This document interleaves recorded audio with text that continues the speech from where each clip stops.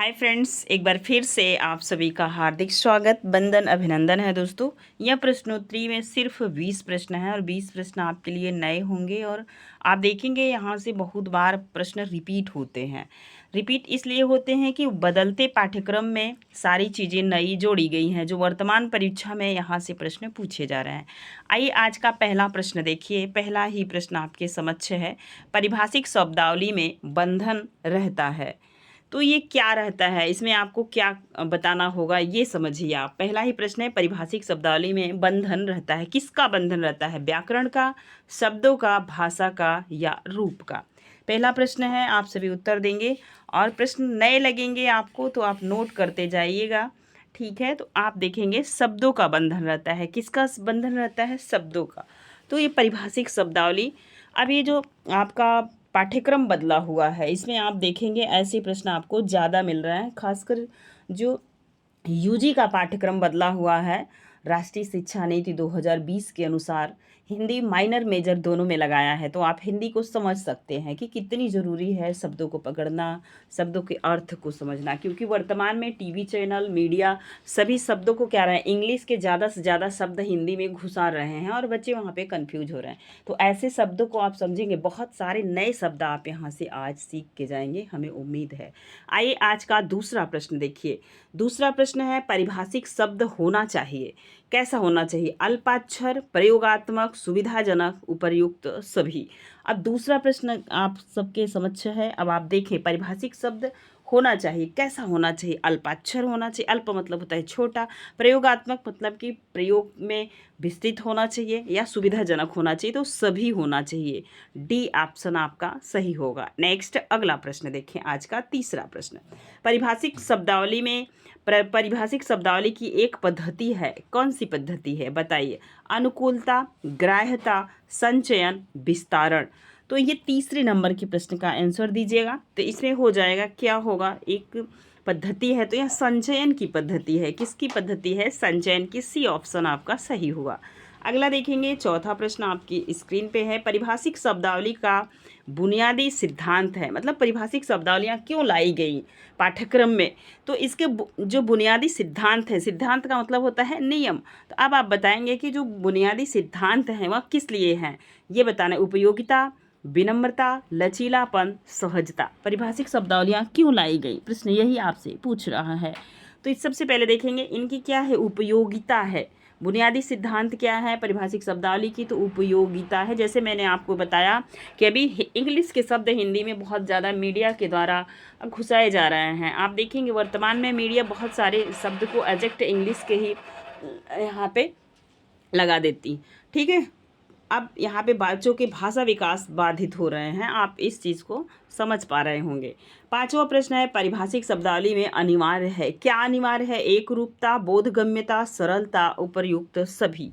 5 number का प्रश्न आपके समक्ष है। अब आप बताएंगे पारिभाषिक शब्दावली में अनिवार्य है। क्या अनिवार्य है? सरलता अनिवार्य है। यदि आप सरल शब्दों का प्रयोग नहीं करेंगे तो वह आपकी भाषा को क्लिष्ट बना देगा। नेक्स्ट अगला प्रश्न है, 6 नंबर का प्रश्न है जिसका आप रोज उपयोग करते हैं। एजेंसी का हिंदी रूपांतरण है। एजेंसी को भी आपसे पूछा जाएगा कि एजेंसी को हिंदी में क्या कहते हैं, तो शायद आप बता पाएँ। ध्यान दीजिए, क्या कहते हैं? ए ऑप्शन है प्राधिकरण, बी अभिकरण, सी प्रतिष्ठान, डी व्यवसाय। एजेंसी 6 नंबर के प्रश्न का आंसर देंगे तो एजेंसी को हिंदी में अभिकरण कहते हैं। क्या कहते हैं? अभिकरण। बी ऑप्शन आपका सही हुआ। है ना मज़ेदार प्रश्न? अगर वीडियो पसंद आए तो प्लीज़ लाइक, शेयर, कमेंट कीजिएगा, अपने दोस्तों को साझा कीजिएगा। आइए 7वां प्रश्न देखिए। एक्सिस का हिंदी रूपांतरण है अक्ष, वृत्त, धुरी, आयत। 7 नंबर के प्रश्न का आंसर दीजिए आप सभी लोग। तो क्या कहते हैं? एक्सिस को अक्ष कहते हैं। क्या कहते हैं? अक्ष कहते हैं। ए ऑप्शन आपका सही हुआ।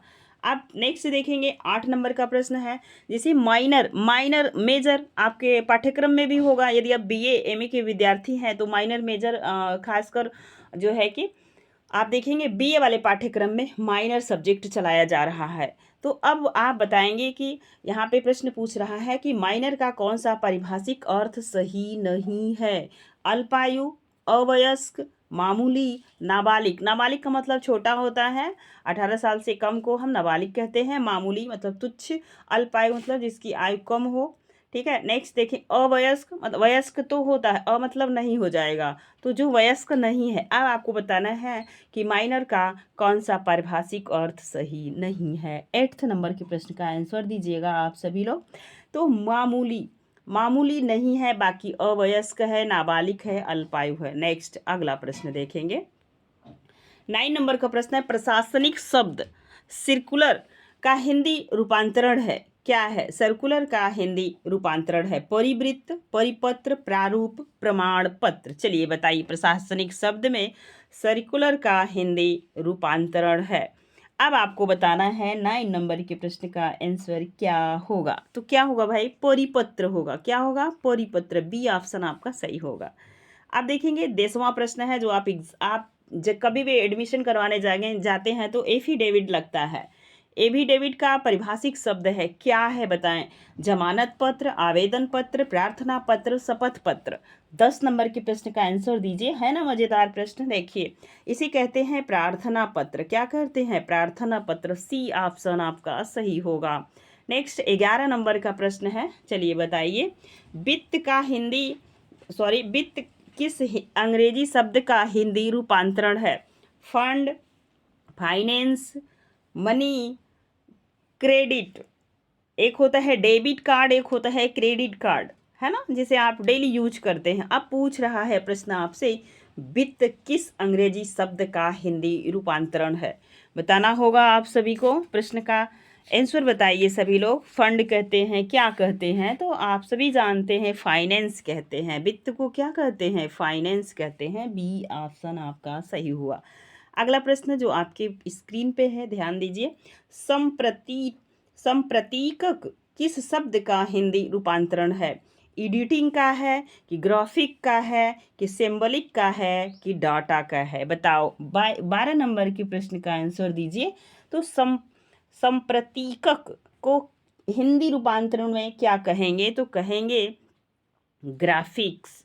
ठीक है, बी ऑप्शन आपका सही होगा। नेक्स्ट, इन्वेस्टमेंट का हिंदी रूपांतरण है निवेश, बचत, संग्रह, ऋण। आप देख रहे हैं बैंकों में ऐसे शब्दों का ज़्यादा उपयोग किया जा रहा है, तो बदलते पाठ्यक्रम में हिंदी को कितना टफ बनाया गया है आप समझ सकते हैं। हाँ ना, निवेश कहते हैं। इन्वेस्टमेंट को क्या कहते हैं? निवेश कहते हैं। अब नेक्स्ट प्रश्न है 14 नंबर का। 14 नंबर का प्रश्न है, नर्सेंस का परिभाषिक शब्द है, ठीक है। न्यूट्रिशियन का परिभाषिक शब्द है तंत्रिका, पौष्टिक, नाड़ी, पोषण। न्यूट्रिशियन। 14 नंबर के प्रश्न का आंसर दीजिएगा। तो न्यूट्रिशन को पोषण कहते हैं। क्या कहते हैं? पोषण कहते हैं।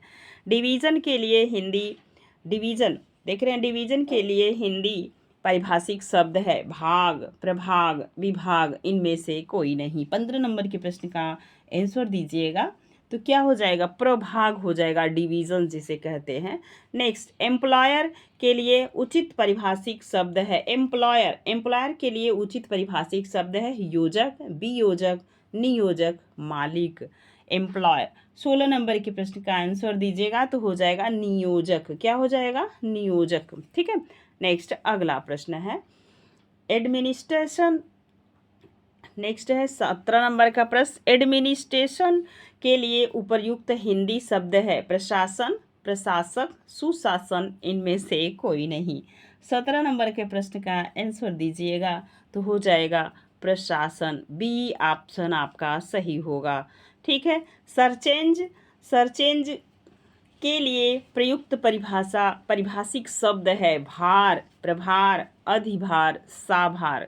बताना होगा आपको 18 नंबर के प्रश्न का। तो क्या हो जाएगा? सी ऑप्शन सही होगा, अधिभार। अब आज का 19 नंबर का प्रश्न है, एजेंडा के लिए हिंदी शब्द है कार्य, कार्यसूची, अनुसूची, कार्यपालक। 19 नंबर के प्रश्न का आंसर दीजिएगा। तो हो जाएगा एजेंडा, कार्यसूची। बी ऑप्शन आपका सही होगा। नेक्स्ट है बिल। अभी वर्तमान में आप देख रहे हैं अरविंद केजरीवाल को बिल मिलने वाली है, कब मिलेगी नहीं पता, चुनाव बीत जाएंगे तब मिलेंगी। यहाँ पे हमें राजनीति से कोई मतलब नहीं है, हमें शब्दों को समझना है, मैंने इसलिए कहा। बिल के लिए उपयुक्त शब्द है कारागार, जमानत, अपराध, अभियोग। 20 नंबर के प्रश्न का आंसर दीजिएगा। तो बेल के लिए होता है जमानत, बी ऑप्शन सही होगा। जिस उम्मीद से मैंने यह वीडियो बनाया है, यदि आपको पसंद आएगा तो प्लीज़ लाइक शेयर सब्सक्राइब कीजिएगा चैनल को थोड़ा सा आगे बढ़ाइए ताकि मैं हिंदी का लगातार निरंतर सेवा कर सकूं। हाँ, मुझे समय कम मिलता है क्योंकि इस समय आप सभी को पता होगा सेमेस्टर की परीक्षाएं चल रही हैं। आज के लिए बस इतना ही, फिर मिलेंगे नेक्स्ट वीडियो में। वीडियो पसंद आए तो प्लीज़ अपने दोस्तों को साझा कीजिएगा।